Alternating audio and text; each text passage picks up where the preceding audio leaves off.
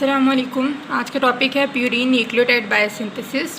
तीन मेथड के थ्रू जो है ये प्रोसेस होता है। पहला डी नोवो सिंथेसिस, इसके अंदर जो है वो हम एम्फीबॉलिक इंटरमीडिएट्स यूज़ करते हैं। HMP शंट से राइबोस फास्फेट जो प्रोवाइड होता है उसको यूज़ करते हुए 11 स्टेप्स कंटेनिंग ये प्रोसेस होता है, जिसमें हमें IMP मिलता है और IMP को फिर हम GMP और AMP के अंदर कन्वर्ट करा सकते हैं। तो पहला प्रोसेस होगा डी नोवो, ये मेजर पाथवे है। उसके बाद है सेल्वेज पाथवे, इसके अंदर हम फॉस्फोराइबोसाइलेशन कराते हैं प्यूरीन की। प्यूरीन बेस जो है जैसे कि एडेनिन है, गवानिन है, हाइपोजेंथीन है, तो उनकी फॉस्फोराइबोसाइलेशन हम करवाते हैं PRPP से। PRPP जो है वो हमें ये एक मेटाबॉलिक जैसे एम्फीबॉलिक इंटरमीडिएट है डी नोवो सिंथेसिस में, जो पहला स्टेप होता है तो उसमें PRPP हमें मिलता है। वो जो है फॉस्फोराइबोसाइलेशन कराता है प्यूरीन की, उससे बनता है। और जो नेक्स्ट है उसमें है फॉस्फोराइलेशन ऑफ प्यूरीन न्यूक्लियोसाइड। यहाँ पे हम न्यूक्लियोसाइड यूज़ करते हैं जैसे कि एडिनोसिन।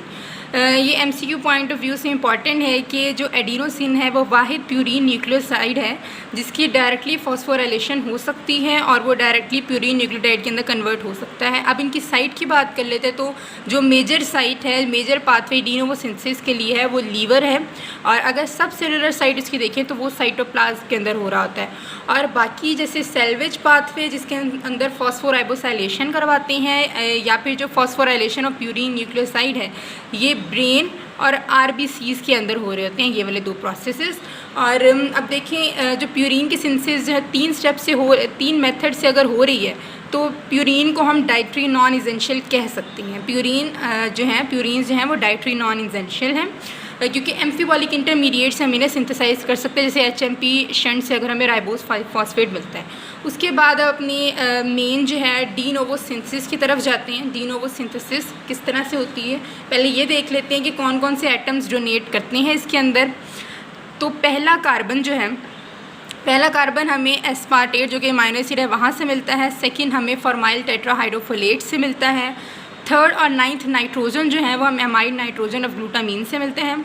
और फोर्थ, फिफ्थ और सेवन्थ ग्लाइसिन प्रोवाइड करता है। ग्लाइसिन पूरा इसके अंदर इनकॉर्पोरेट हो जाता है और फोर्थ, फिफ्थ और सेवन्थ जो है वो एटम्स ये प्रोवाइड करता है।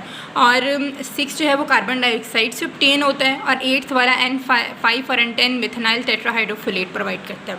तो अब स्टेप्स की तरफ हम जो है इम्पॉर्टेंट थोड़े देख लेते हैं ताकि हमें याद करना उसको आसान हो जाए। तो पहले एक चीज़ तो बिल्कुल क्लियर आपने कर लेनी है कि 1, 3, 5 ऑड नंबर और फिर है 6 और 8, ये जो है इनके अंदर हमें ATP रिक्वायर होती है। और एंजाइम जहाँ पे ATP रिक्वायर हो तो उस एंजाइम को हम कहते हैं सिंथेटेज एंजाइम यूज़ हो रहा है। जो वो बना रहा है तो उसके साथ हमने सिंथेटेज वर्ड अटैच करके हमने वो लगा देना है। उसके बाद स्टेप्स में जो हमें रिक्वायरमेंट है, जो हमने पहले आइटम्स देखे हैं ना कि कौन कौन से जो है कौन कौन से कार्बन, कौन से नाइट्रोजन नंबर हमें प्रोवाइड करते हैं, वो वही चीज़ें हमें यूज़ करनी है। जैसे स्टेप सेकेंड और फिफ्थ स्टेप के अंदर हमें हम ग्लूटामीन यूज़ करते हैं। ग्लूटामीन जो है वो अपना अमाइड नाइट्रोजन दे के ग्लूटामेट के अंदर कन्वर्ट हो जाता है। और जो थर्ड वाला स्टेप है वहाँ पे हम ग्लाइसिन यूज़ करते हैं। ग्लाइसिन हमें फोर्थ, फिफ्थ और सेवन्थ जो है इसके एटम्स वो प्रोवाइड करता है। और फोर्थ और 10th स्टेप के अंदर हम टेट्राहाइड्रोफोलेट यूज़ करते हैं, ठीक है। और जो सेवन्थ है वहाँ कार्बन डाइऑक्साइड।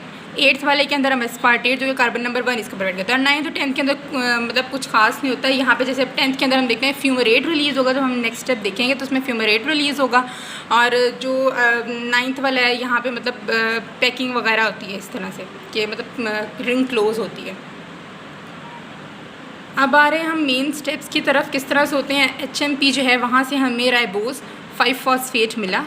तो जो पहला मैंने आपको पहले ही बताया था कि PRPP यहाँ मिलता है डी नोवो सिंथेसिस में। पहला फॉस्फोराइबोसाइल पायरोफॉस्फेट, तो यहाँ पे PRPP सिंथेटेज एंजाइम होगा, क्योंकि हमने कहा था कि पहले, तीसरे, 5वें और 6ठे और जो है 8वें के अंदर हमने ATP यूज़ करना है। तो पहला स्टेप है तो यहाँ पे ATP यूज़ होगा और PRP सिंथेटेज एंजाइम जो है वो यहाँ पे यूज़ होगा, PRPP को सिंथेसाइज कर लेगा। फिर उसके बाद यहाँ पे सेकंड स्टेप में हमने कहा था कि ग्लूटामीन को हम यूज़ करेंगे। ग्लूटामीन आएगा अपना अमाइड नाइट्रोजन देगा, तो क्योंकि यहाँ पे अमाइड जो ग्रुप है उसकी एक्सचेंज हो रहा है, उससे ट्रांसफ़र हो रहा है, तो और ग्लूटामीन उसको दे रहा है, तो हम इसे कहेंगे ग्लूटामाइल अमाइडो ट्रांसफेरेज, ये वाला एंजाइम यूज़ होगा, ठीक है।